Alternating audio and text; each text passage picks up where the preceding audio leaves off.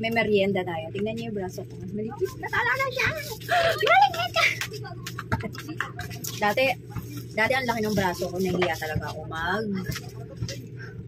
Ngayon guys, ang liit na. So, ito yung merienda ko. Wet bread from Gardenia. Tapos, peanut butter. Yung ito, walang masyadong oil. Piliin nyo itong Skippy na to. Kasi, yan, wala siyang masyadong oil. Tsaka, high in protein siya.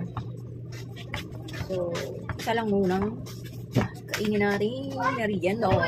Dati white bread lang ako. Kala kasi tinatinapay. Ano pong flavor? Opo, 17 isa. Saka isang kamen. Pag may merienda din kayo yun nga lang, wag na kayo mag soft drinks. Tapos yung kapihin nyo ito. Tokyo Coffee. Kasi mababawasan yung cravings mo. Kung yung dati, lahat na naglalako dyan, mga puto, kutsinta, suman, binibilhan ko yan kasi gusto ko tikman. Parang gusto ko palagi may kinakain.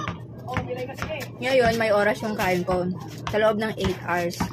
Yung 16 hours akong naka-fasting. 8 hours akong kakain. Dapat, ang last kain ko, alas 8 ng gabi. Pero minsan, nagugutom ako ng alas 10 o di kaya alas 12.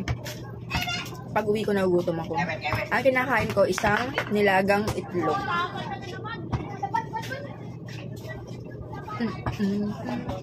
Tsaka hindi na ako yung takaw kain. Yung busog kong busog. Saktong malagyan lang ng laman yung tiyan.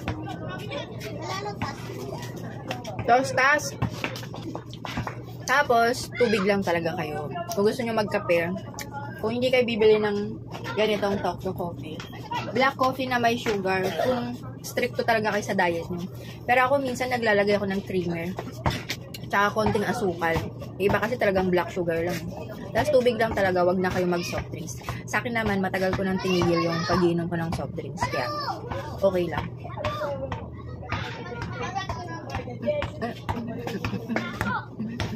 Alam nyo ba, itong damit na to, hindi ito magkasya dati.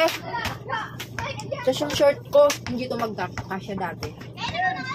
Hanggang dito lang, malaki hita ko. Hindi ito makaakyat. Hindi ito nakaakyat. Palis. Saka yung braso ko wala. Ito yung iinumin nyo. Vitamin C with collagen. May vitamin C ka na, naka-collagen ka pa. Para iwas yung meron kang laylay. Ayan. Sa laki ng braso ko, dapat lumaylay na tayo. Ang laki kasi ng braso ko dati. Pero may bilbil pa ako Hindi totally nawala. Ayan o.